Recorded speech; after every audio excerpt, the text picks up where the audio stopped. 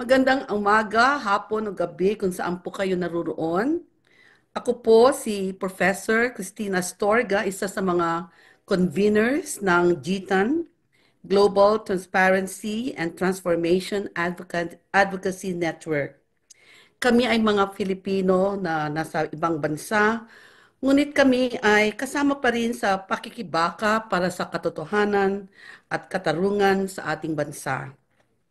In the past years, we had been organizing forums addressing current issues in the country.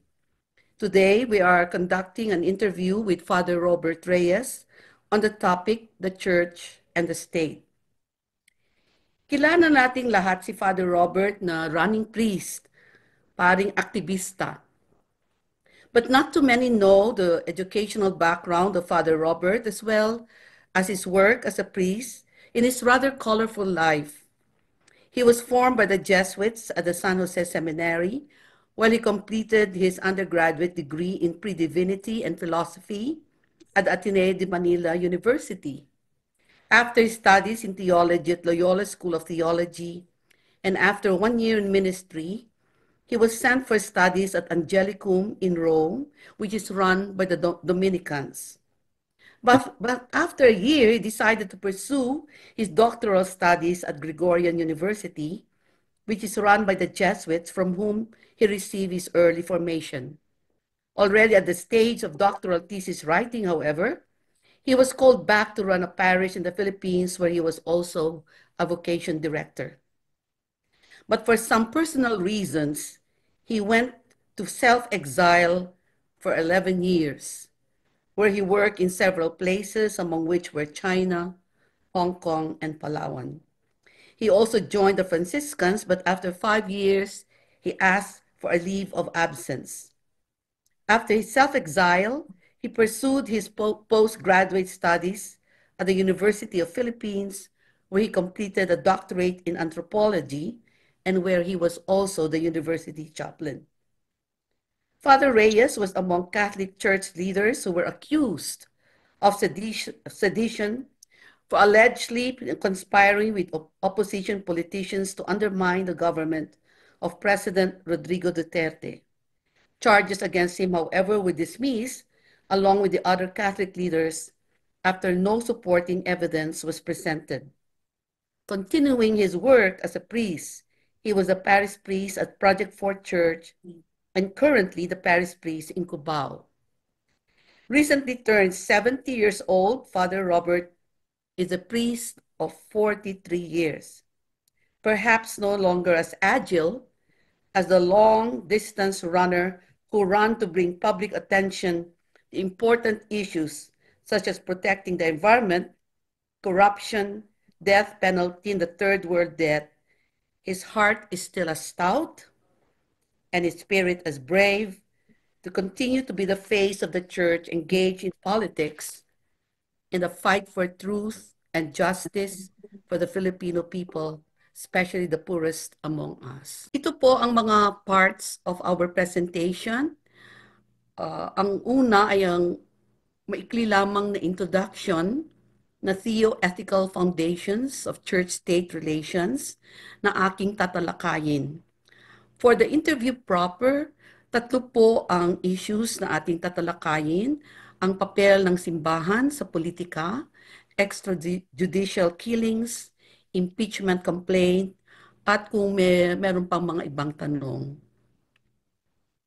The Theoethical Foundation of the Relation of Church and State. May tatlong posisyon sa relasyon ng simbahan at gobyerno. Ang relasyon ng church and state ay medyo komplikado at masilimuot. Ang unang posisyon ay the unity of the church and the state. Ito ay nangyari nung panahon ng Roman Empire sa 4th century. After centuries of being persecuted as a religion, Christianity became legal and also gradually became the favored religion of the empire. And this was in the year 313 when Emperor Constantine declared the Edict of Milan, with Christianity, which decriminalized Christianity and became legal. And in the year 380, in the Edict of Thessalonica, Christianity became the state religion of the Roman Empire. And all citizens of the Roman Empire were expected to profess the Christian faith and pledge allegiance to the Pope and to the Nicene Creed. Lahat ay dapat maging Kristiyano at ang mga tututol sila ay pinaparusahan o pinapatay. We could call this the beginnings of Christendom, where Christianity had become not only the dominant religion, but also a geopolitical force that was to last until well into the 20th century. Ang ikalawang posisyon ay yung separation of church and state. Marami pa rin pong naniniwala na dapat ang simbahan ay hiwalay sa estado o sa gobyerno.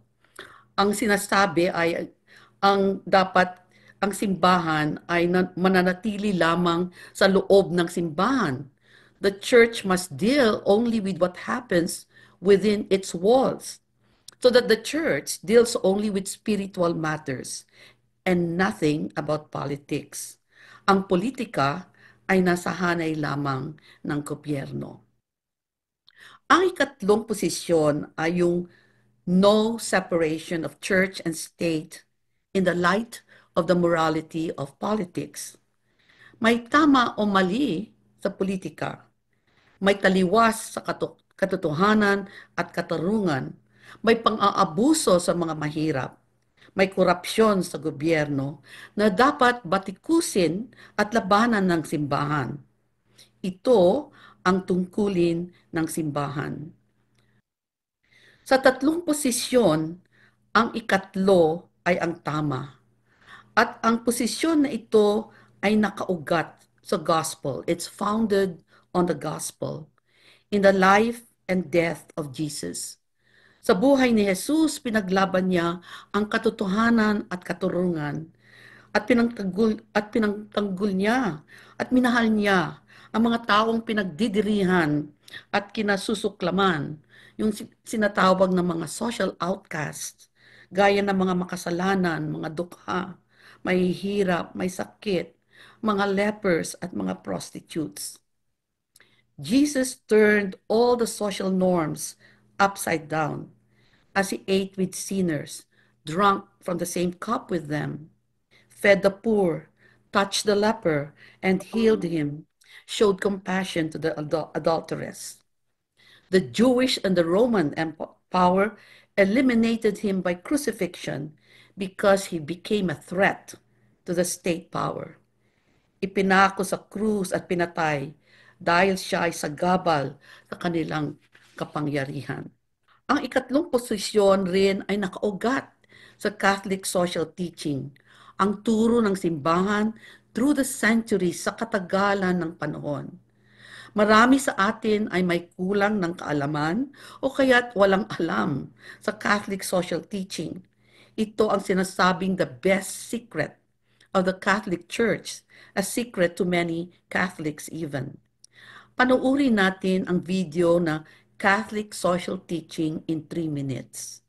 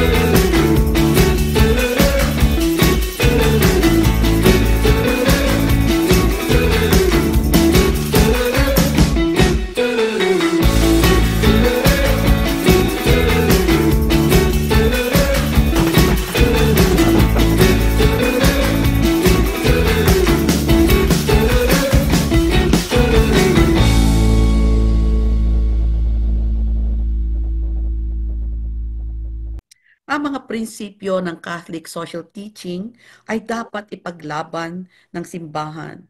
Human dignity, common good, preferential option for the poor, solidarity, subsidiarity, universal destination of goods. Whenever and wherever these principles are violated, ang simbahan ang dapat ang mauna sa laban.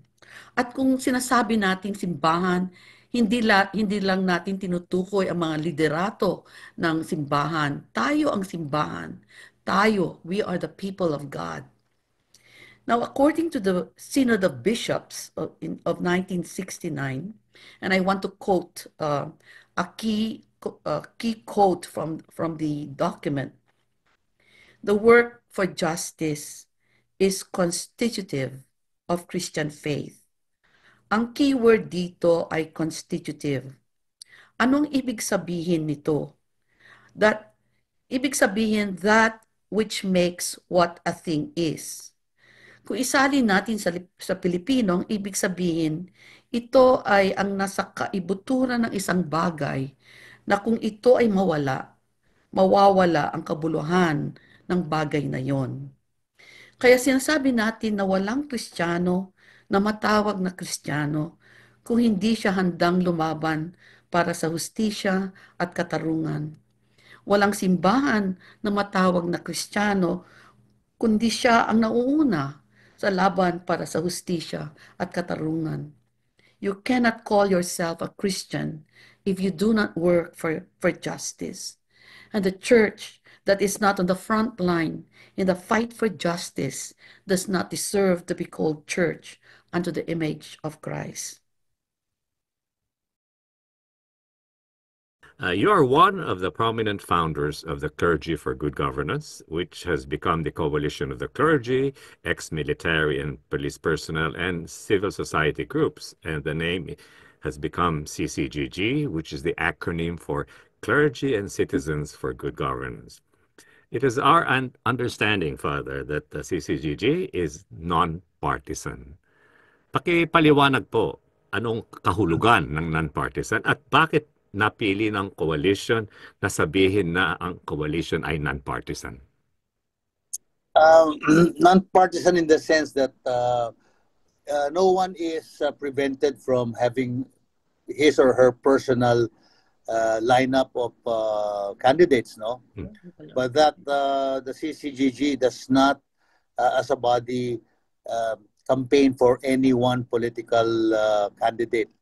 So, but it does not say no one here should campaign personally for any candidate. However, very soon we're going to meet, and there is a very strong clamor for the CCGG to focus on the upcoming election on May 12, because you know we barely have 2.5 months to go, and so it's the campaign for voters' education, which is a rather difficult thing, because how do you campaign for voters' education with only 2.5 months left? No?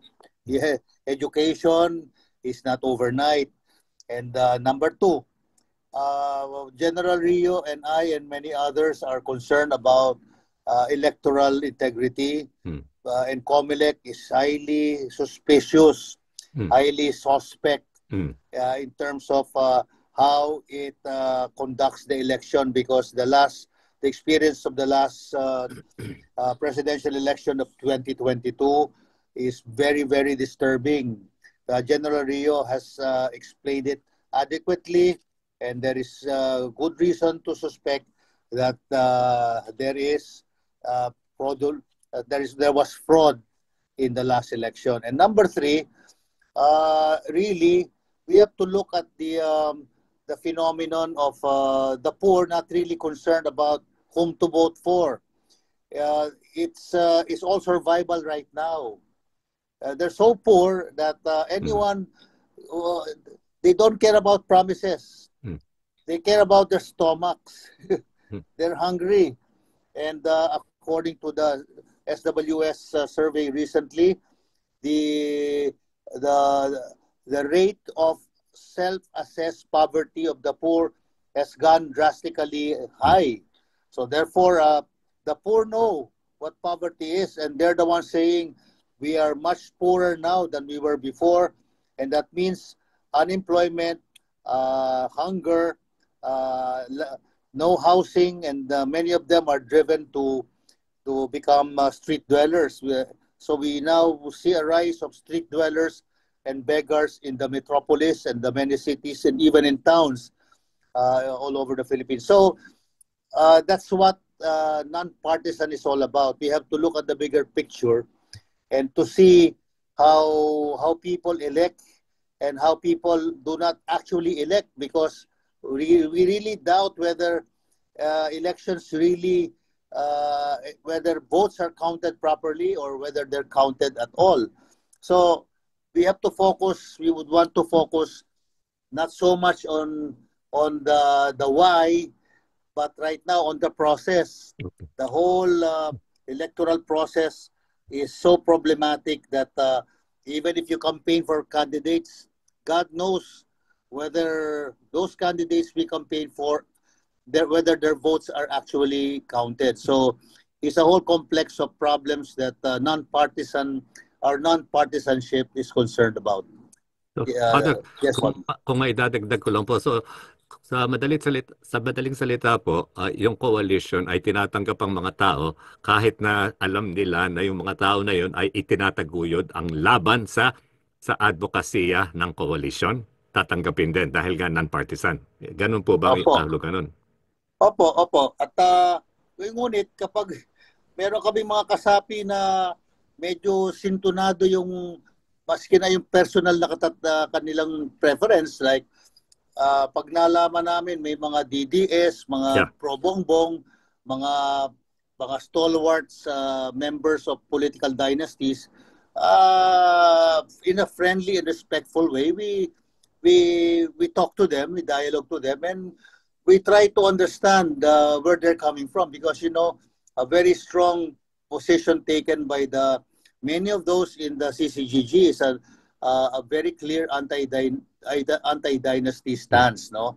Kaya ang hirap sabihin, okay, non-partisan tayo pero okay lang yung ibang member na DDS o bongbong or kung sino man prominenteng dynasty doon sa kanilang lugar at identify sila doon. Hindi po. We are very, very clear that the one major reason why politics in the Philippines has earned such a bad reputation is because of the dynasties. Salamat po. So, Father, huling pahabol po bago ko ipasa dun sa ibang magtatanong sa inyo. So, kung ganun po yung pagkapaliwanag ninyo, so wala kayong balak maglabas ng so-called slate of candidates for the upcoming election, senators, congressmen, and local government, o may balak kayo? It will depend on our meeting, which will happen in a few days, because we have to assess the impact of the last February 25 People Power 39th celebration.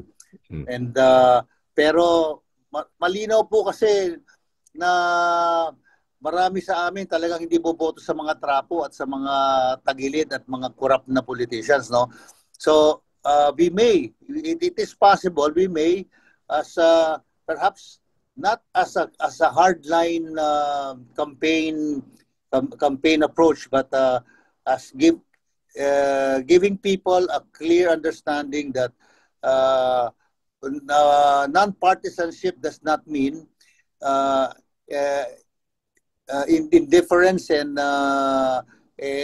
no concern about good candidates. We may present the better candidates and tell them why. We may even present, without naming names, certain candidates and saying why they should not be voted for, no?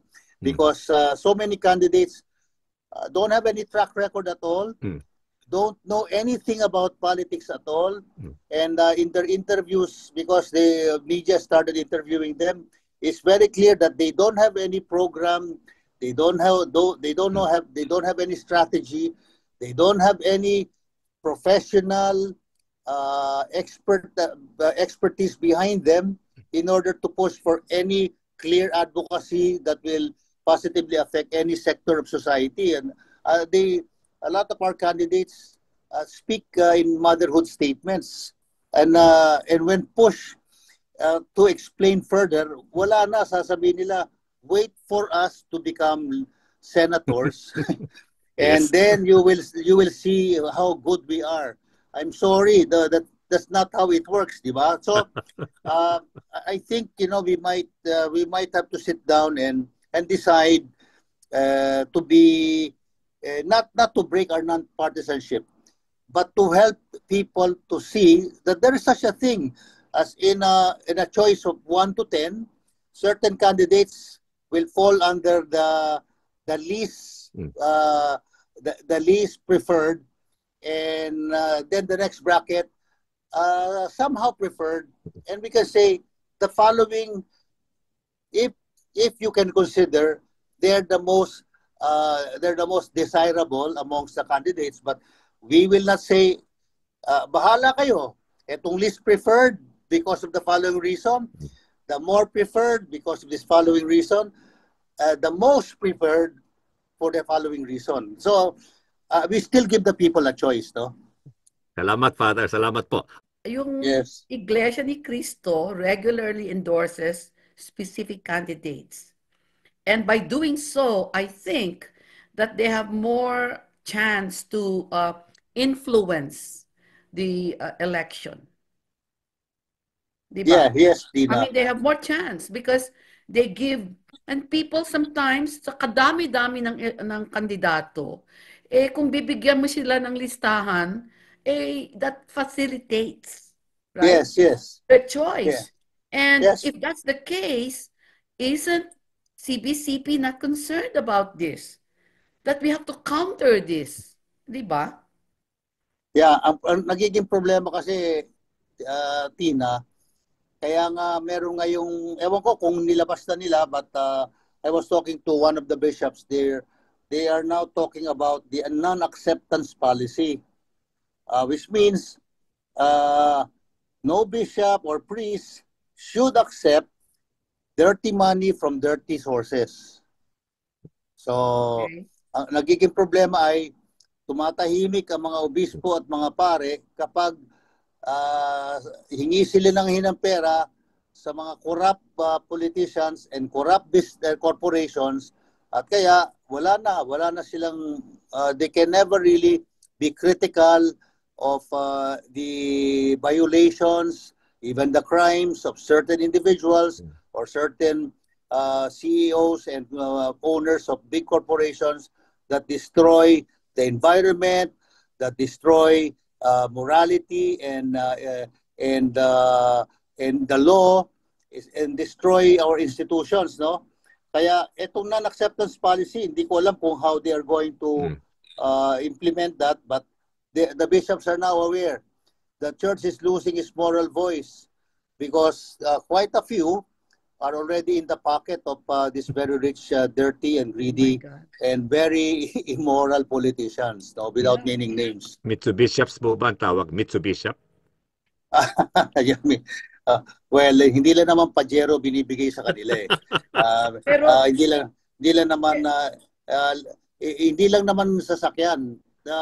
It can range from sasakyan to the repair of the cathedral, the repair of my convent, pocket money for my trips. That was the accusation, and the bishop said mea culpa during the time of Gloria Macapagal Arroyo. However, after Gloria up to the present president, the dynasties are very close to the church because they don't want to earn the ire of a bishop because it becomes inconvenient. There is a tacit acceptance and recognition of the moral power of the church. However, it is so sad that we surrender that power. It's not a power for ourselves. It's a power for the truth and for the good of other people. So, it's sad when the prophetic ministry becomes prostituted in a society where silence is bought. They buy our silence. Kaya people like me would never get anywhere. But anyway, I'm happy. I sleep at night with a clear conscience, no? Yeah. Pero bakit noon, I remember that the Clergy for Moral Choice endorsed Leni Robredo Yes, yes. in the 2022 presidential election. Pinayagan ba ng CBCP sila? Uh, well, I was also part of the main conveners there. Actually, we had several bishops signing up for the Clergy for the Moral Choice. The CBCP as such did not endorse it, but the CBCP did not prevent individual bishops to join us. I think So we when can you do look, that again. Can you not do that again then? yeah, we can, Tina, and that's why right now the Clergy for Good Governance, which was the first association that was formed, and it was only a few weeks later that it became the Clergy and Citizens for Good Governance. But the clergy as such, because our mandate is spiritual and moral, we can go ahead. In fact, when we chose the name Clergy for Good Governance, some of us were saying, why don't we just keep the Clergy for the Moral Choice, no? Tama. But a lot of people said, Yeah. no, but now I think we have to be more specific because moral choice is very generic. Good Okay. governance is very specific because Precisely. we are going the drain because of very, very bad governance. Mm. But then, tama kayo, we can present the moral choice. No, we can say the following are morally acceptable, diba, candidates because number one, they are not guilty of moral turpitude, of immorality, of greed and stealing, of lying and killing. Just use the Ten Commandments as a yardstick Yeah. to measure their suitability for any post. No, Yeah. the moral choice. We can go back to the moral choice. Yeah, and at mas maganda kasi yun na meron kayong qualifications, but at the same time you have specific candidates. Para Yes, yes. hindi abstract yung qualifications ninyo. Meron talagang specific candidates. Pero just however, did you take a risk? Did you take a risk for endorsing Lenny? Lalo na nung natalo siya. Ang mga sinabi ng mga tao, ayan, inendorso ng simbahan, natalo pa. You know? Of course, I know hindi siya natalo. No? Yeah. Well, kaya nga, bakit walang nakikriticize sa Iglesia ni Cristo for their very blatant endorsement? Why? Precisely.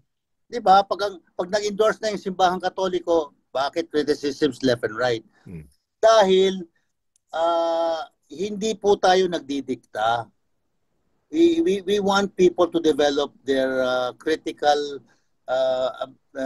powers and their consciences so that their choice is not based on someone telling them or an amount of money that they receive or fake news that they swallow. Pero kasi the Iglesia ni Cristo is just really blind obedience eh. And I thank God the Catholic Church does not force people to just swallow a lineup of candidates that are presented to them. Meron pa rin silang talagang malayang pag-iisip. Kaya lang ang problema, the difference between the Catholic Church and Iglesia ni Cristo is that, in fact, there was one national artist, I will not mention his name. He said before he died, he told me, Father, I don't like the Catholic Church even if I'm Catholic. Why? Because the Catholics are not obedient to their bishops. And so then I asked him, what church do you like? I like the Iglesia ni Cristo because they all obey. but I think may mga kaibigan ako Iglesia ni Cristo. No, they do not obey. Not all of them obey.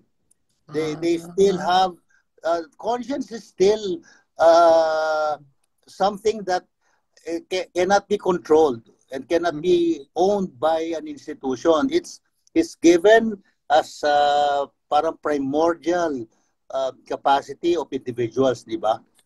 Yeah. Thank you. Marami hong nag-aalangan po dahil yung Catholic Bishop Conference of the Philippines ay parang hindi masyadong pinupuna po yung mga irregularidad nung nangyari nung 2022 election. In fact, yung 2022 plenary, 2023 plenary nila, kami ho ni Frankie Saak at ni Gas Lagman ay naging guest speaker sa kanilang Bishop Conference, no, sa nung taon na yon. Ano po masasabi nyo sa sa mindset ngayon ng mga bishop natin tungkol sa nangyayari sa electoral process po natin? General, ang problema kasi each bishop is independent of other bishops. Each bishop is also independent of the whole CBCP, because the CBCP is a body where bishops who are given the mandate to govern their particular dioceses, although when they meet, they can agree as a body.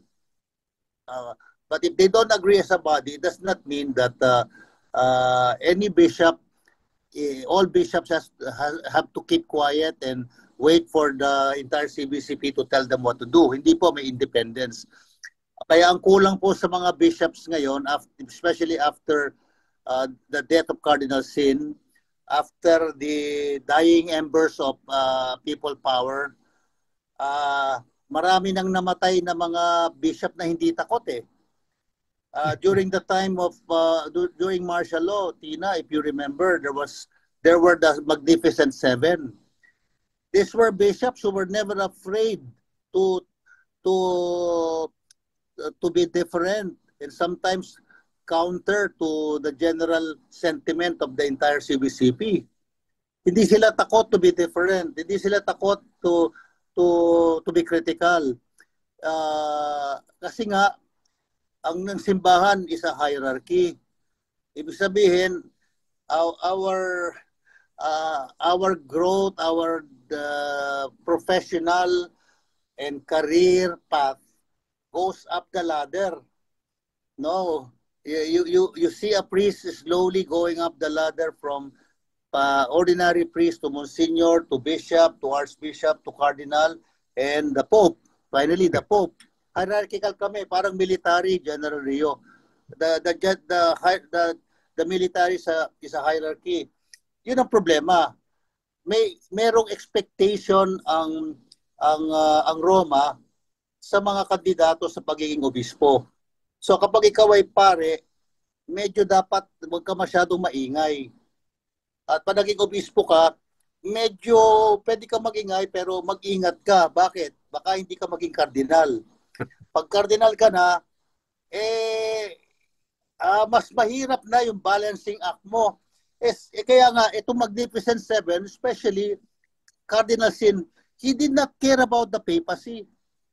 He did not care about promotion or anything that goes with the rewards of being silent and so-called prudent. I have been accused of imprudence. But I said, what should I be prudent for? Is prudence all about being careful that I don't ruffle any feathers, that I do not offend anyone in power, even those in the church who have power over me? So when I was imprisoned, I will not mention his name. My mother approached a cardinal. You research na lang who that cardinal is. When I was imprisoned with Trillanes, my mother pleaded with that cardinal. Cardinal, you helped to have Bishop Labayan released, but why did you leave my son in jail? the cardinal said, Mrs. Reyes, I'm sorry, your son deserves to be in jail because he's very imprudent. So, does that mean that prudence equals silence? No. Prudence equals being careful about telling a lie, misrepresenting the truth or people or persons. Prudence does not equal silence. Yun ang problema po eh. So, the church is very careful because it's a hierarchy. So, you can see what happens to noisy people in the church. So, people are wondering why I'm still alive because some of us get killed. Yeah. Number two, quite a number of us get burnt out. So we leave the church, we get married, and we get more burnt out. I'm just kidding. Okay. So, and number three, then we become so tired that what we just give up, and then we fade into nothingness, and then into depression and to cynicism towards the end of our lives, and that's sad because I was recently interviewed again by the New York Times asking me about my classmate, whether he can become the Pope, because my classmate is Cardinal Tagle. Sabi ko, I don't want to say anything about who should become a Pope or who shouldn't be one. But I said, there are three things that all priests, all bishops, all cardinals, all popes, including all ordinary Christians, we all share the three main responsibilities of Christ. He is a king, he is a priest, he is a prophet. As a king, we administer, we manage the resources given us. As a priest, we make ourselves holy, we cleanse ourselves of immorality, of sin, of unworthiness that is difficult. And then, also just as important, we draw people to the holiness of a life that is in communion with Christ.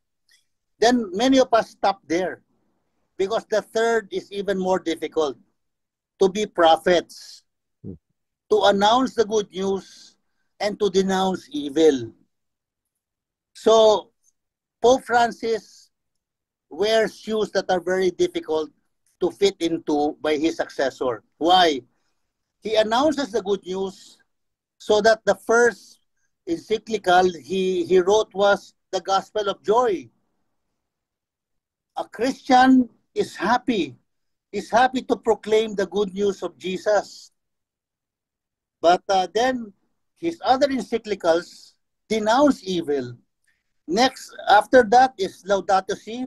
He denounces the widespread and the massive destruction of the environment by corporations, by businesses, by governments that look at the environment, that look at nature as a commodity to sell, to buy and sell. The world, nature is not it is material, yes, but it is also sacred, no? So yun po nangyayari.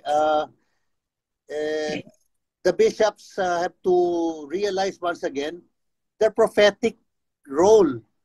And so a few of us get into trouble because it's something that we never gave up. So for the last 54 years of my life, I don't know. And I'm sure it's not me.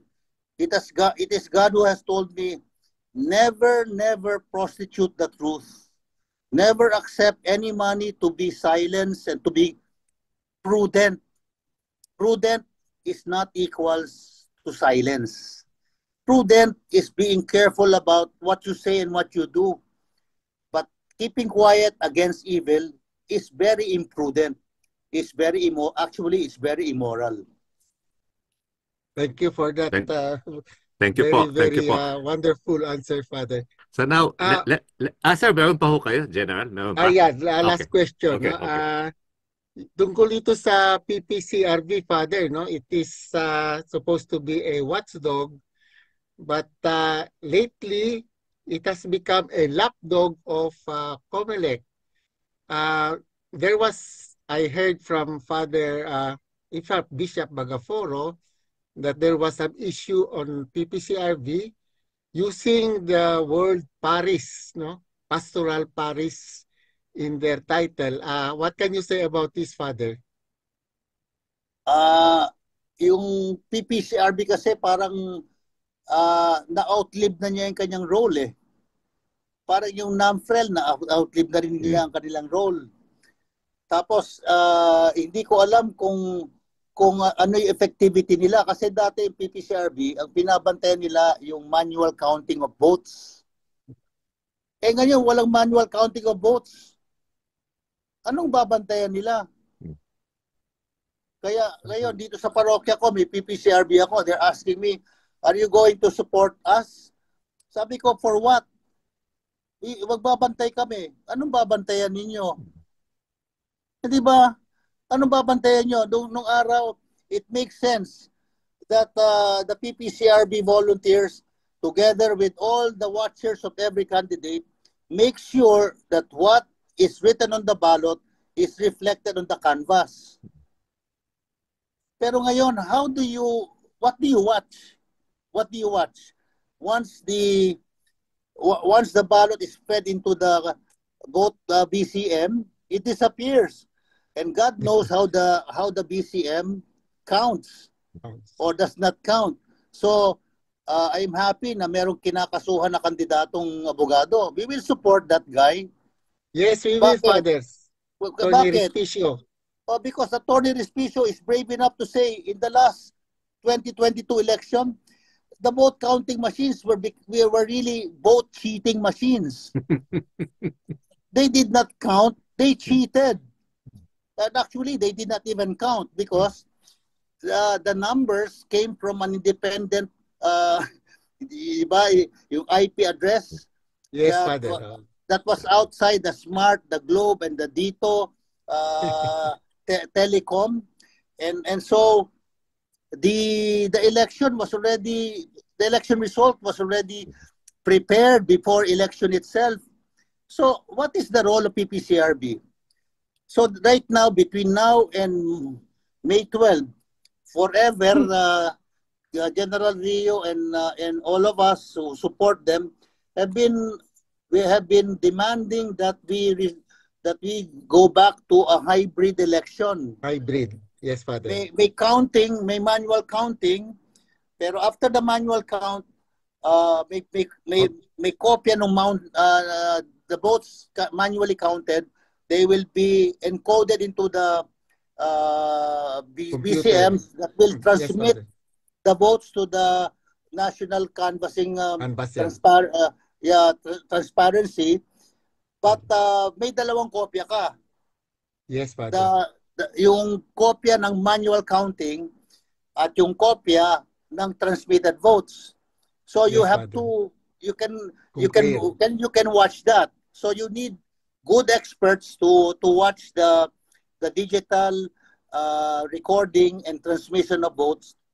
And then you can have PPCRB watching the manual counting. Yes. Pero pag walang manual counting, I don't know what PPCRB is all about. Really. So, and na ngayon, natatakot ang simbahang magsalita. Bakit? Masasaktan si Mrs. Tita De Villa. Natatakot silang masaktan si Tita De Villa because she's one of the founders of PPCRB. But no, it's not about hurting anybody. It's about looking at the reality that in Western democracies, hindi na sila nagbibilang digitally. They've gone back. Many of these first world countries have gone back to manual counting. Manual counting. Hindi ba po? Why? Yes, Father. That's true. Because they know for a Germany, fact. UK. Yeah, they know for a fact that computers can be manipulated. And then just as people can write term papers using the AI, lawyers can make their pleadings using AI. AI can be used to manufacture the votes. to, we can order AI, make candidate so and so win. How will we make so and so candidate? How can we make so and so candidate's victory convincing? Present a convincing picture of how this candidate won. Can that be done? Of course, it can be done. So, who is going to watch digital cheating? How do you prevent digital cheating? Mr. George Garcia, convince us that you will not cheat again. That is what we will ask COMELEC. Kaya this Wednesday, I'm going back to COMELEC, and we have, it's Ash Wednesday, I will do what we call Boto Hindi Abo. Boto, hindi Votes, abo. votes, not ashes. Ang panawagan ay huwag abuhin ang aming boto. Aabuhin nyo kasi hindi nyo naman bibilangin eh. You will render it inutile and worthless, and you will effectively destroy democracy, because the very basis of democracy, free and honest election, would have been undermined and prostituted by a most immoral and corrupt Commission on Election. So, Mr. George Garcia, please convince us that you will not cheat. Because right now, we are convinced that the Commission on Election is komisyon ng komisyon sa eleksyon. This Yes. year is a very important year for the church around the world because it was declared as the Jubilee year. Yes, Jubilee of Hope. Yeah, Jubilee of Hope. And it is also 1,700 years celebrating the Nicene Creed, right? Yes. Okay. Kunti lang ang Latin ko, pero the Latin theme is Spes Dum Confunde. Hope does not disappoint. Yes. Now, yes. on that theme, Father Robert, what are some of the practical steps or action in the Philippines that the Church intends to put forward to the Catholic faithful to bring about social justice, peace, and prosperity in the country? That's difficult to answer kasi I have to look at every bishop and see what they're doing. Kasi yun ang problema. Depende po yan sa obispo. Depende rin yan sa pare. Kasi you can have a bishop who is very committed to social transformation, but he has to engage his entire clergy, educate his entire clergy so that they do what the Catholic social teachings tell us to do. We don't have to reinvent the wheel. Bobby, nandyan na po yung sa yung sinabi kanina ni Tina. Everything is in the Catholic social teachings. The general principles of how to transform society through the gospel, through ethical principles, they're all provided by the Catholic social teachings. The specifics, the nitty-gritty depends on the bishop, the parish priest, and the laity, the competent laity, who in many ways are more competent than us in terms of engaging society. Ang problema po nangyayari po sa laity, ipinauubaya sa mga pare na incompetent. We are incompetent in terms of the nitty-gritty. Our competence is to study the church social teachings, to analyze and to criticize the immorality of whatever government policy is being implemented, and after criticizing, partner with the lay to see how we can campaign against the immorality. Halimbawa, yung General Appropriations Act. Salamat kila Heidi Mendoza, salamat kay Cielo Magno. These are economists. These are accountants. We are not accountants. So, ang ganda po dapat ng partnership ng simbahan at ng laiko. And kaya nga, this is where it was not difficult at all for the clergy to invite and to partner with the citizens. Kaya nagkaroon ng Clergy and Citizens for Good Governance. Because actually, there should be partnership. Why? The moral, theological, even historical basis for good governance, it should be the expertise of the church. However, the specifics of that is the expertise of lay people who studied law, economics, engineering,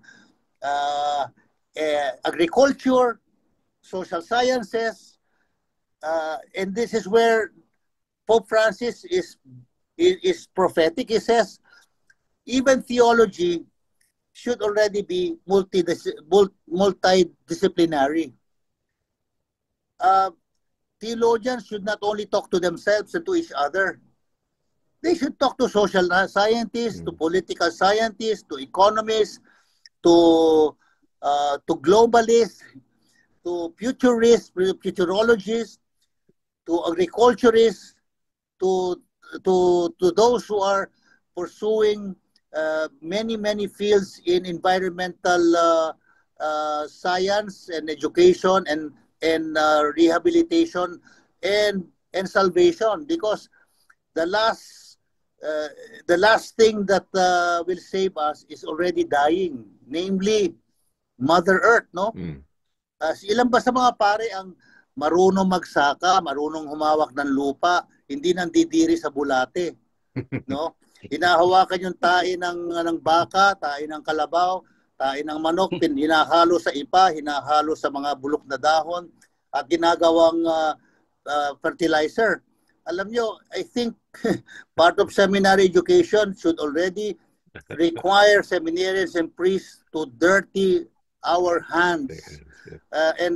We should stop just staying in the library and pontificating from things that we read in theological treatises.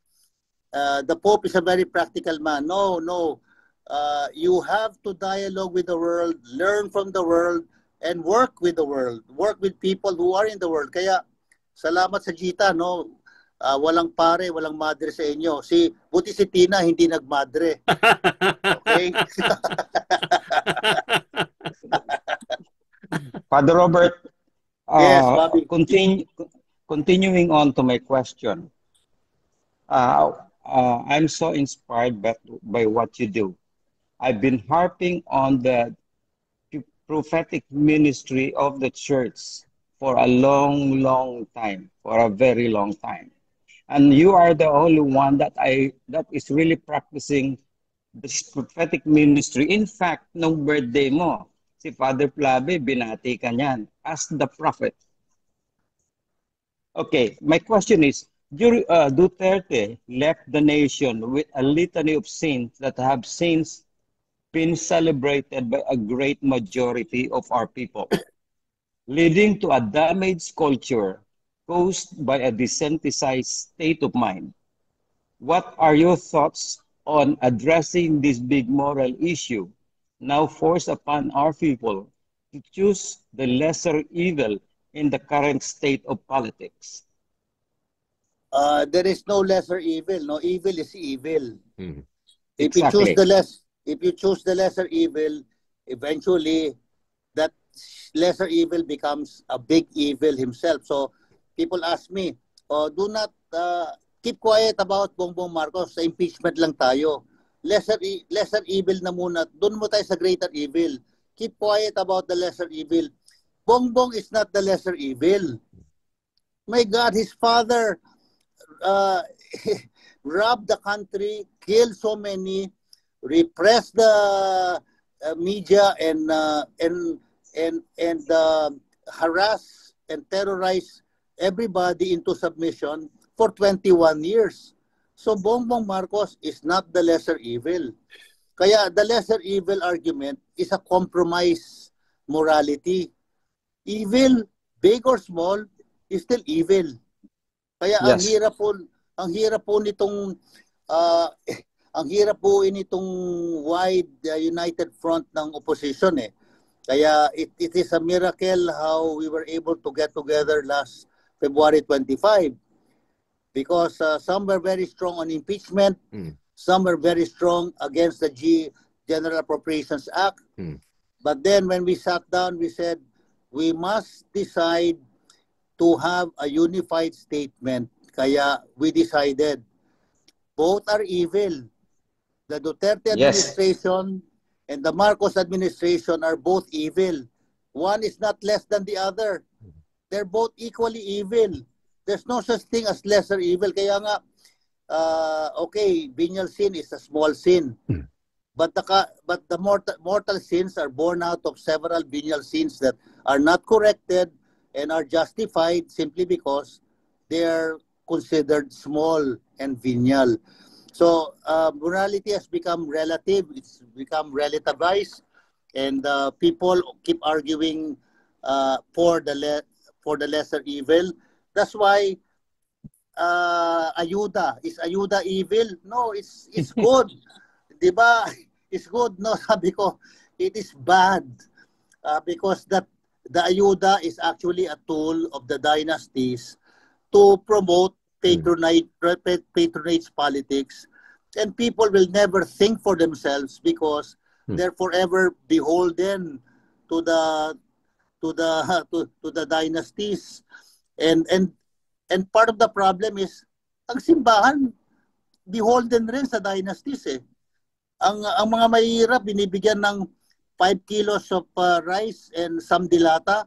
Ang obispo at ang mga pare, hindi yun ang binibigay sa amin. We are given checks and fat envelopes. Wow. And that's why, because they know for a fact, if we priests and bishops and cardinals go to the people, live with them, empower them, the dynasties will be in real deep trouble. So yun ang problema. Morality is relative in our country, and the church is to a big part to blame. You have explained that apparently the structure of the Catholic Church in the Philippines is not monolithic. Para bang independent siya, no? May kanya-kanyang strategy, each parish, each diocese, each archdiocese. So kung ganun po, wala tayong masasabing leader, yung number one leader ng Catholic Church sa Philippines. Wala pong ganun. Ano? Not even the president of the CBCP. Ano po?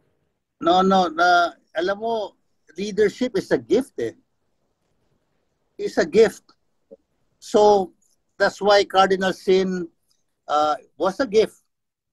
The cardinals that came after him were gifts also, but they are lesser gifts. Because they were more quiet. Cardinal Sin never really exchange his prophetic voice for anything. In fact, he even explained that, I received money from the Trapos, but it never goes to my pocket. I give it immediately to Caritas Philippines. And he always has a joke for that. Sabi niya, money is the devil's excrement, but it is very good fertilizer. I can never forget. So he knew how to deal with corruption. Okay, give me your money. Thank you. I will not vote for you. I will not promote you. No, this is not to buy anything for in your favor. No, I will give this to the poor. So he gives it back. But it's not that I'm not about to propose that we do a cardinal sin in terms of receiving dirty money and then giving it back to the poor. And then after receiving dirty money, the cardinal attacks the very person who gave him that money the following day. Okay. Kasi yung pera hindi naman galing sa taong yun, nakaw rin yun eh. Exactly. Gitan has been very much involved in the Mandamos. And alam ko that CBCP was not very supportive ng TN Trio.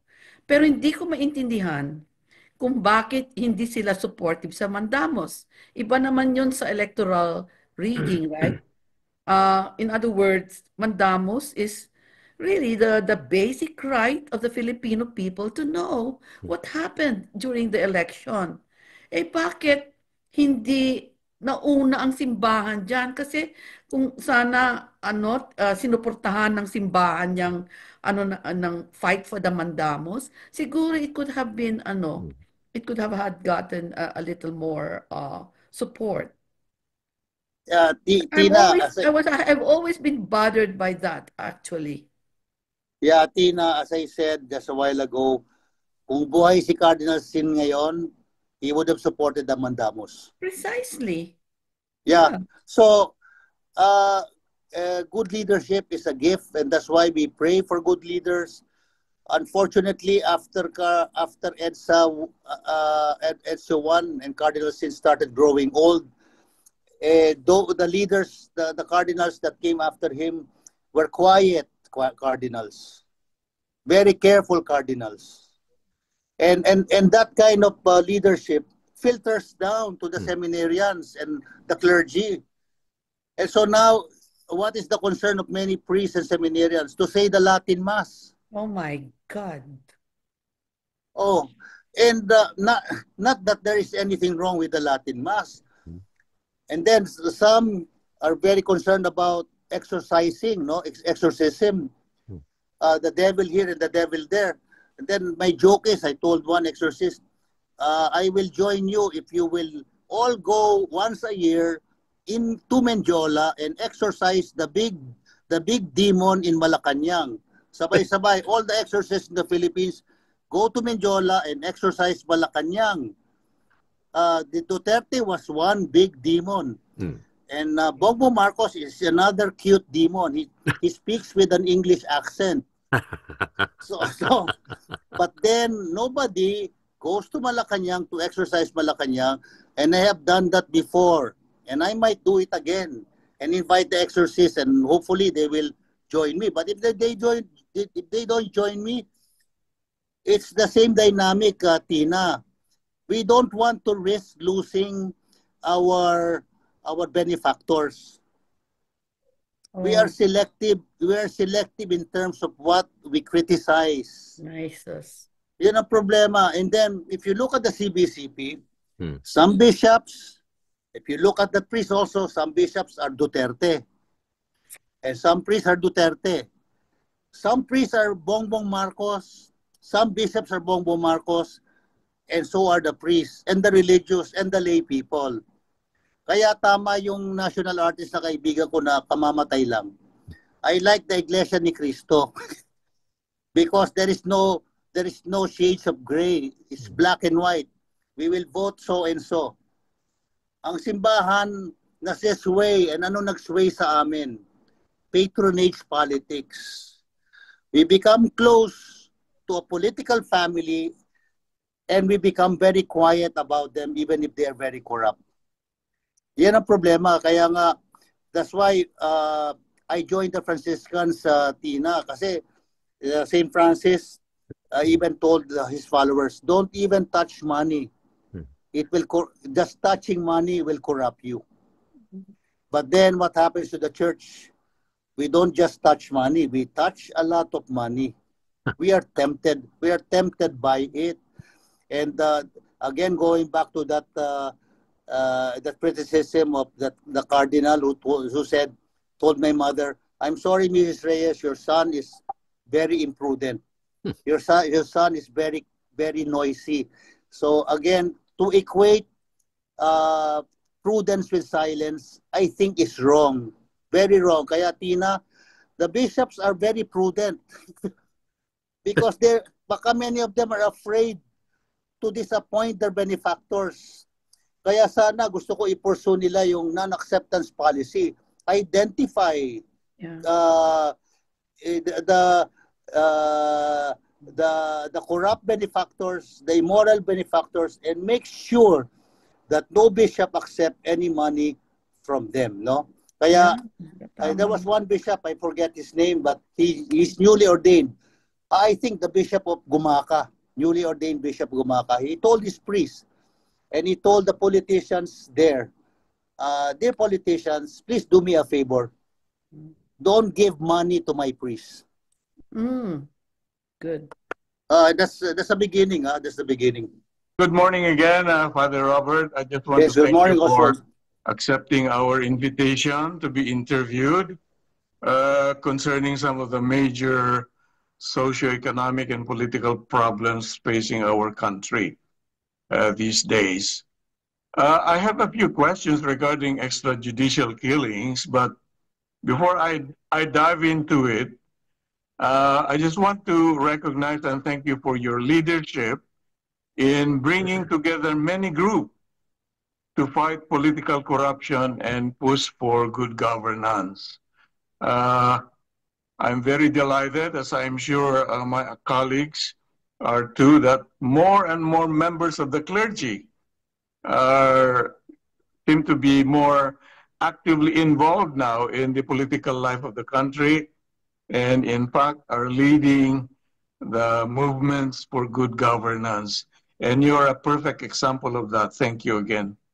Now, about EJ case, we from abroad are not so close to what's happening there. So my first question is, what is the situation now in the Philippines regarding EJ case? Is the BBM administration still pursuing a war on drugs in the same way that former President Duterte pursued it, by killing suspected drug traffickers and addicts without due process? Thank God, no, that is not the it's not the approach of Bongbong Marcos. However, ang bagal ng prosecution ng mga police who are guilty of the crime of extrajudicial killing. Kaya nga we have to engage DOJ Secretary Remulla to fast-track cases against policemen. And medyo mabagal sila, mabagal.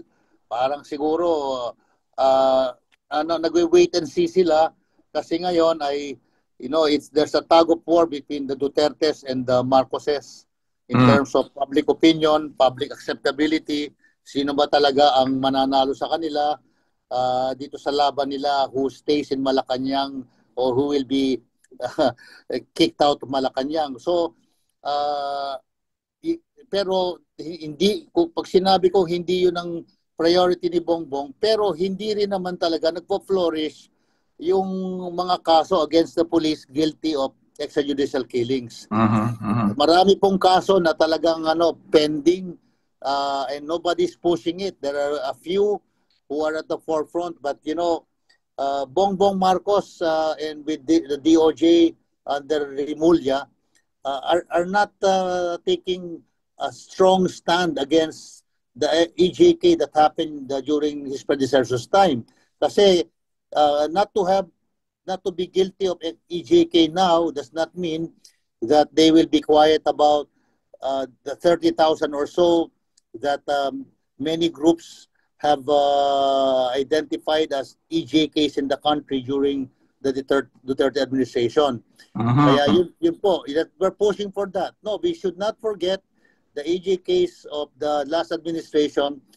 Right now, may mga EJK pa rin pero hindi lang nare-report kasi nga maraming issue, sobrang dami na issue eh.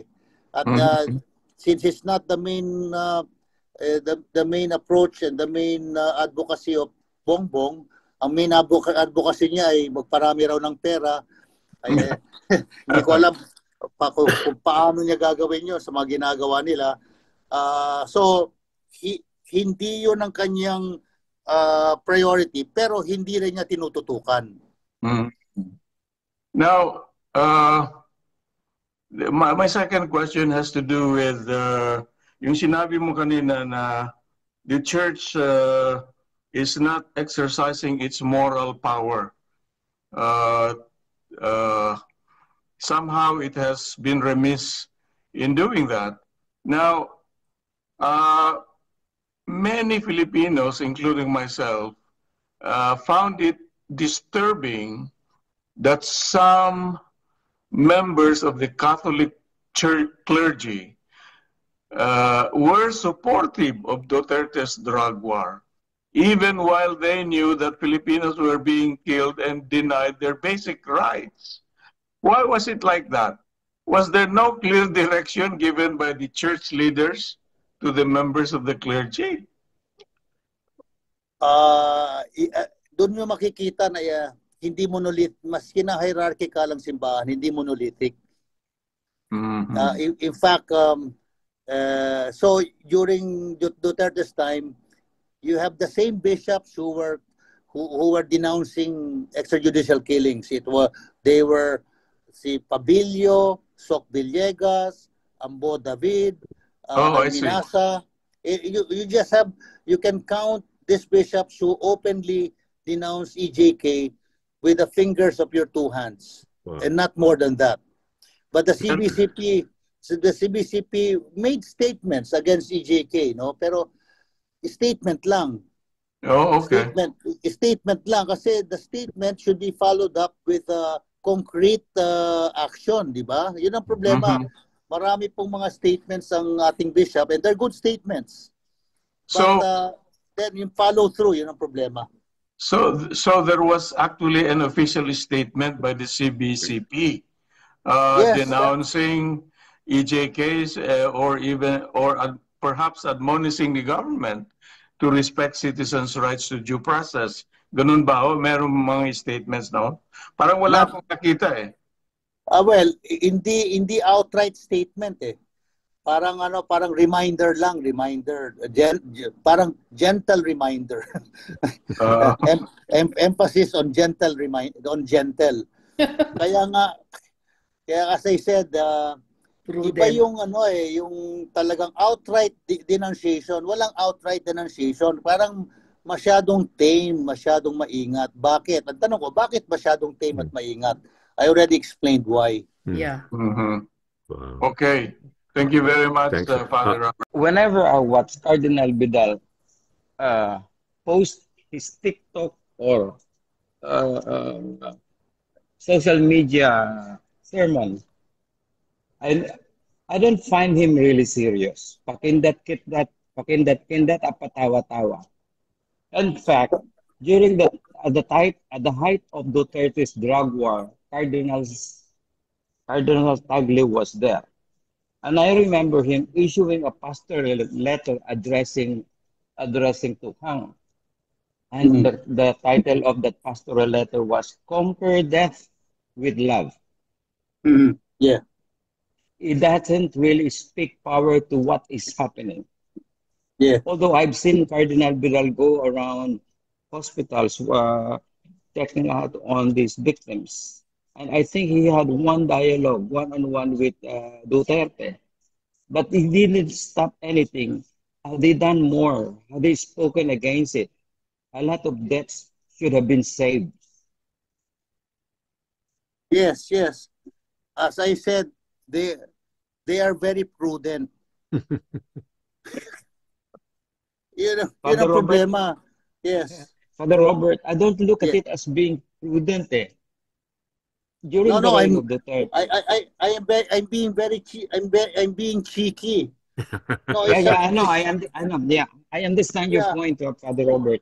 But during the time so careful. They're so during careful. The time of, yes. During the time of Duterte, I look at the church as the church of Jonah. Yeah. They are all in the belly of the whale. They are disobedient to the call of God to prophesy. Yeah. Kaya nga I ikaw think lang yata ang hindi. Ikaw lang ang hindi.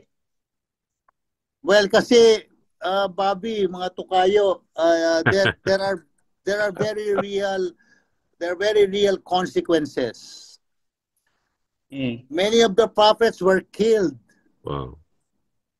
Thank God I'm still alive. And there was a time that Father Flavi, Father Bert Alejo, and I received death threats during the Duterte administration. And the three of us came out on social media, and we held a press conference and told media we're receiving death threats and we're sure it's from Duterte. Wow. But then after receiving death threats, we continued and Mm. nothing changed us. Amen. And Amen. the three of us made a pact. Whoever goes ahead of the other should not visit those who remained. Walang multuhan. Walang And multuhan. it's a funny pact, but but thank God, But you see, there are consequences. Father Bert Alejo is now in Rome. He doesn't want to be in Rome. Mm. He wants to fight the fight in the Philippines, but Mm. he is obedient. He is in Rome. Mm. And so I told Father Flavi, be careful, Flavi. If if someone is elevated to the higher post in your order, and he is identified with Bongbong or Duterte, and you don't stop what you're doing, you might end up going to Germany because that's where your founder was born. They don't know where to exile me because I already exiled myself. And they don't know how to imprison me because I am not afraid of prison. I've been imprisoned too many times. So that's the problem. No, perhaps bishops and priests who are so scared should have a Jonah experience. They should be swallowed. We should be swallowed by the whale. Yeah. Wow. And then taught how to live according to our vocation. We are not living according to our vocation. Mm. Kaya nga ang biro ng mga Heswita, ang ibig raw sabihin ng SJ is soft job. Sa kanila galing yun, no? And not all Jesuits are like that, no? But gone are the days also when you had a Blanco, an Intengan, an Abisamis, a Claver, yes, a Mayo. Something's changing. The church is becoming soft. Mm. The church is becoming comfortable and careful. That's why, Pope Francis is very strong. I don't want you to be comfortable. I don't want you to be rich. I want a poor church for the poor. Yon, very strong yon. I want a poor church for the poor. Don't be afraid of poverty. Even if the your rich benefactors get mad at you and withdraw their support for you, and you become poor and hungry, then that's good because then you will know what it means to go hungry. Wow. So we are so many of us are obese. So many of us have high blood pressure. Why? We are so well fed. I already put on 20 or 30 pounds more after I started slowing down because of old age, no? Wow. Ang tanong ko, Father, is actually has to do more with yung attitude na nakikita natin ngayon na nakikita nila harap-harapan nagnanakaw sa kaban ng bayan yung mga politiko. Pero kibit-balikat sila yung hindi hamon na yan. Politiko yan eh. Talaga, wala tayong magagawa. Parang hopeless na ba yung mga tao? Gusto ko sanang i-address nyo yung attitude na yan sa mamamayan o sa mga nanonood ngayon na maaaring nandiyan dyan na ganun din ang wala tayong magagawa. Ganun. Hopeless pa sila talaga. Jaded na ba talaga sila? Ano po masasabi nyo sa kanila kung sakaling nanonood dito ngayon sa inyo? Alam nyo, June, yung nakaraang EDSA 39th anniversary of the EDSA Revolution, mga easily 75% of those who were on the streets were young people. Mm. They were young people. But young people from universities. Mm-hmm. Very crucial to students, enlightened students should take the lead in really going everywhere to re-educate our people. It's re-education. Our people have not given up. They're confused. And who confused? who confuse them. The dynasties, their patrons, they're confused because whenever they need something, ayuda comes. Libreng atao, libreng libing, birthday cake, kaliwat kanan, libreng education, libreng ganito. So sa kanila, governance pala is libreng everything. Pero ang hindi nila nakikita, kung si mayor ay nagbibigay ng libre-libre, sabihin natin ang annual income ni mayor, personal, from both the official na napakaliit na sweldo, pero mas malaki yung kanyang under the table, kung meron siyang half a billion na pera, yung 100 million doon, pwede na niyang ipamudmod. Then he or she pockets the 400 million. At yung mga mahihirap, they really don't know how much money their public officials really put into their pockets. Kaya yung dapat magising ang mga mamamayan natin na merong masigit pa sa ayuda. Yung malinis na gobyerno na walang perang binubulsa at lahat ng perang yon napupunta sa mga serbisyong pampubliko.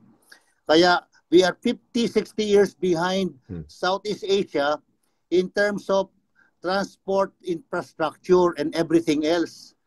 No? Kaya ang dami-daming motorsiklo, we are now where Vietnam was 50 years ago after the war. Di ba? Why? There is corruption in Vietnam.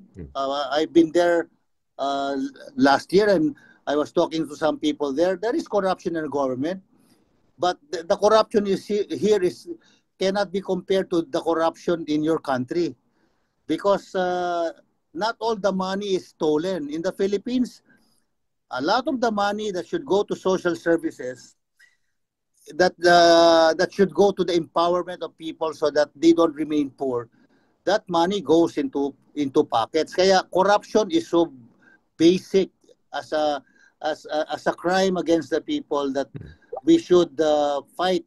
And kaya nga yun ang problema. Ang simbahan ay dapat magpaalab ng damdamin ng mga tao na magalit sa pagnanakaw. Pero bakit hindi pinaalab ng mga pare o obispo ang damdamin ng mga tao sa pagnanakaw? Komportable po kami. Komportable po kami. Kaya nga prophetic yung sinabi ni Pope Francis, and let me repeat, I want a poor church for the poor. Priests, bishops, live less comfortably. Give up your comforts. Spend more of your time with the poor. Immerse yourself in their lives. Eat what they eat. Live where they live, so that you will know what to say for them and with them. Otherwise, if you're so detached, your life is so detached from the poor, you will be associated not with them, but unfortunately, you will be associated with those who make them poor. Kaya yun ang problema po sa lipunan. Kaya notice also, Tina, you know the PCP, Plenary Council of the Philippines in 1991. The big banner cry is that we should become the church of the poor. Tama. But then 10 years after that, in 2011, my father was, in 2001, my father was still alive.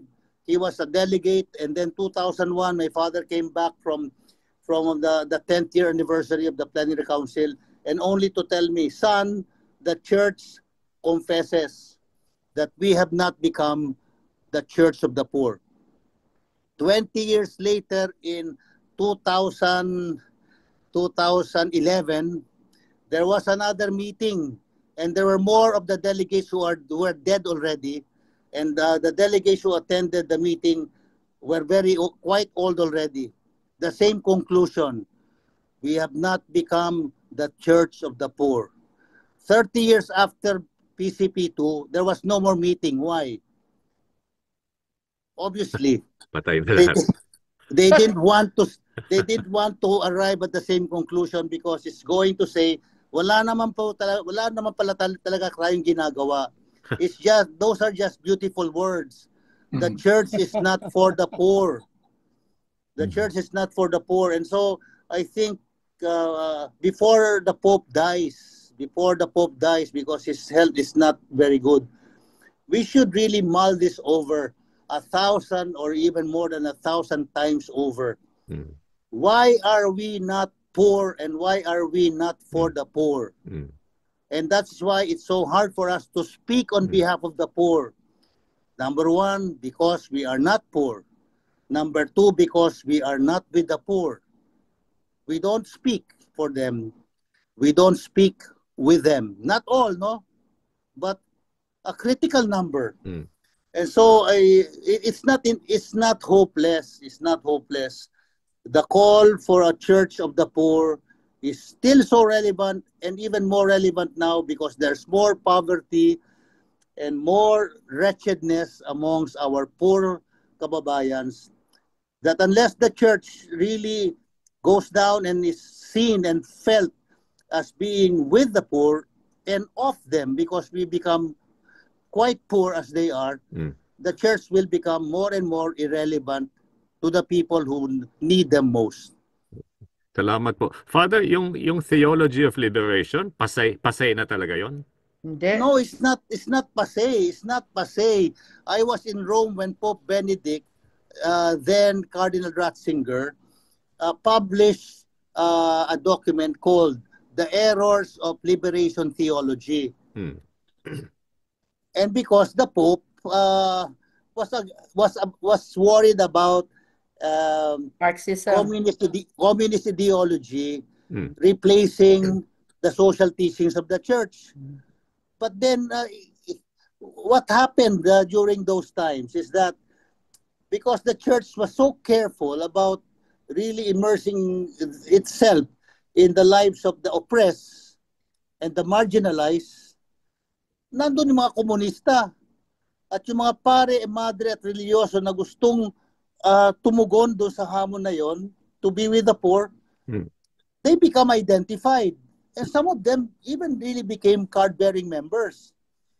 But not all. Not all. And tama in the sense yung analysis ni Cardinal Ratzinger, faith and ideology cannot be mixed. However, faith and ideology are not irreconcilable because there are many things in ideology that are very gospel-oriented, like the love of the poor, the liberation of the poor, the struggle for and with the poor. That's very gospel. But then using armed struggle, using deception, using a Machiavellian means of the end justifies the means, because walang ethics ang armed struggle eh. You have to do everything to get rid of your enemy. That is wrong. But then to kill liberation theology, which is, I think, which is at the heart of the gospel, the liberation and salvation of everyone. Liberation is a term that applies to human development, human empowerment, human the fulfillment of human aspirations, and salvation is more complete because you look at the body and the soul, the integrity of the human person. But the two are not contradictory. So liberation theology is just as relevant today as it was then. Wow. That's right. Salamat po, Father. Salamat po. Salamat po.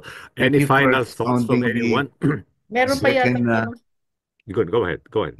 Yeah, thank you for covering that was going to be my second part of the question, was corruption breeds poverty.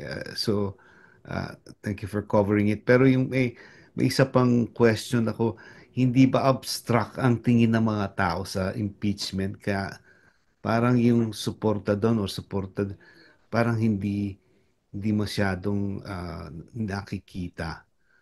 Yun yung question ko, yung observation na pagka sinabi mong impeachment sa madla, hindi that very well understood na meron palang mekanismo para magkaroon ng justice. Mm. Yeah, yes, pero ang problema sa impeachment is so politically motivated eh. Kaya yung clamor sa lower house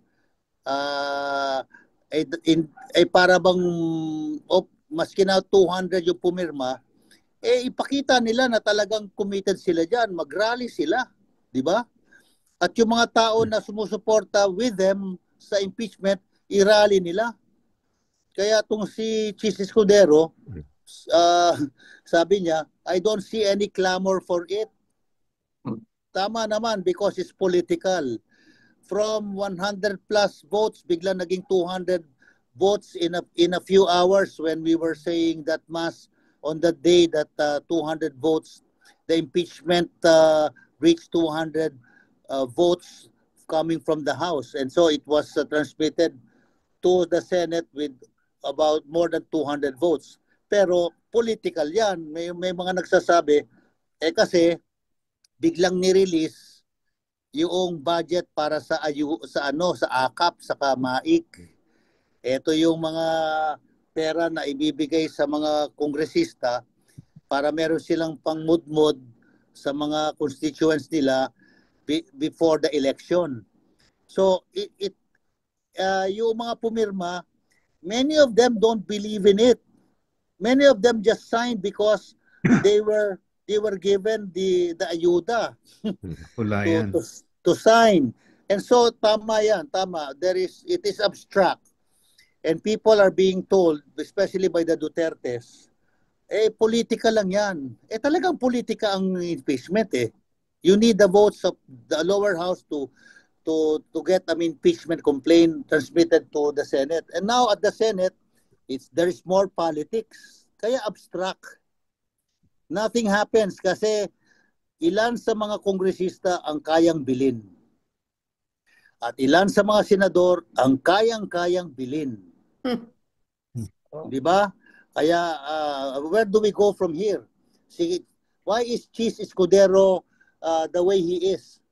Hindi ba nabibili si Chis Escudero? I don't want to answer my own question. Yes.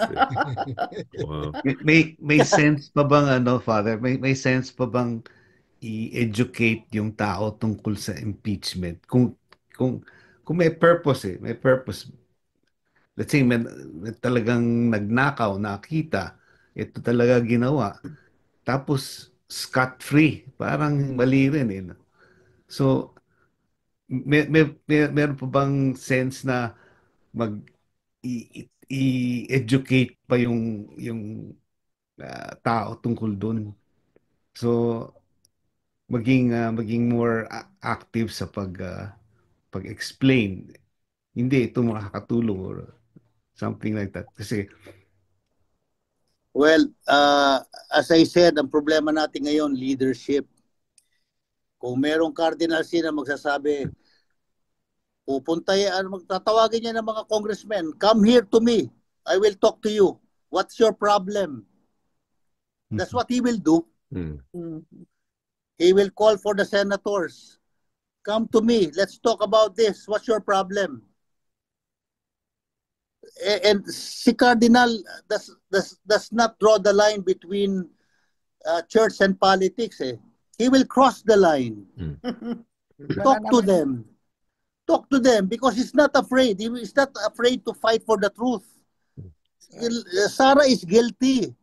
However, the process that will declare her guilty and impeachable and finally kicked out of power is a political process. And what that means is that pilihan ng boto yan, political.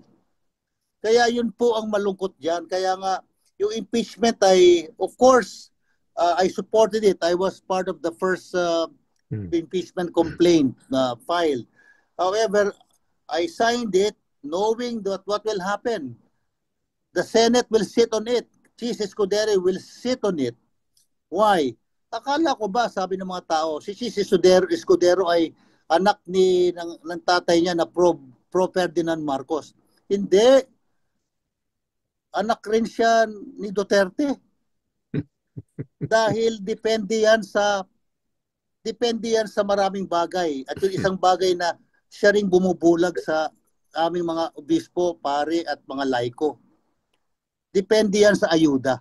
Wow. Tama. Itong aming grupo, Father, palaki po ng palaki. At nakita nyo, no, na may taga-Australia, Canada, United States, na dalawang dako, East Coast, West Coast. At hindi nga nakapag-join po yung sa Japan. Si Boots Angeles po, kaibigan ko. Kababata Ay, daw ninyo, si Boots Angeles, no? kaibigan ko po yan, si Boots. So, Exactly. Kaibigan ko din po siya. She's a close friend of mine. So pati po sa Tokyo, magtatayo din ho kami. So the GTAN will become really global, as what we say. Ano po ang gusto ninyong maitulong namin sa ginagawa ninyo? Kasi po kayo ay itinataya niyo yung buhay ninyo. Kami nandito kami.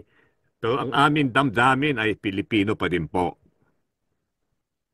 ay malaki na po yung tulong nyo eh. Nakatutulong na rin kayo sa mga pagkilos namin. Nag-aambag rin kayo ng konting ayuda. pero yung ayuda na yun, hindi po napupunta sa kanino mang personal na bulsa. Kaya salamat po. Pangalawa po, alam nyo, maganda pong palawakin yung GTAN kasi nung panahon ng resistance to the Marcoses, there were all kinds of international alliances that educated the Filipinos abroad. And one big problem, ang mga OFW natin, ang kanilang pinapanood ay fake news, mga trolls. Kaya marami sa kanila Duterte pa hanggang ngayon. Yes. So, perhaps GTAN can look at how to reach out to the OFW communities because you're actually where they are, no? If GTAN everywhere in Rome, Yes. in Europe, in Australia, in Canada, in Asia, everywhere in the world, in Africa, in Latin America, if you can have GTAN groups that will also address the OFW need for connectiveness. Yes, they're so disconnected from us that they're all holding a cell phone, and that's how they connect, the cell phone. Kaya lang nga, they connect with the wrong people. So if you can find a way of connecting them with you and with all of us, that will be a big help. Yes, Father, we plan to harness the power of the Philippine diaspora. Yes. Thank you very much again, Father. Thank you, Father Robert. Maraming salamat that in all of your 43 years as a priest, you have not been prudent. You always took the risk and put your head on the block, so to speak. We have been sometimes disappointed and disenchanted about the lack of moral witness of our church leaders. But thank you for having always been constantly, faithfully, and without any failure being the face of the church in the fight for truth and justice for the Filipino people, particularly for our poor. Your courage has not faltered, your light has not diminished, and your passion has not turned cold. Salamat, Father Robert, para sa Diyos at para sa bayan.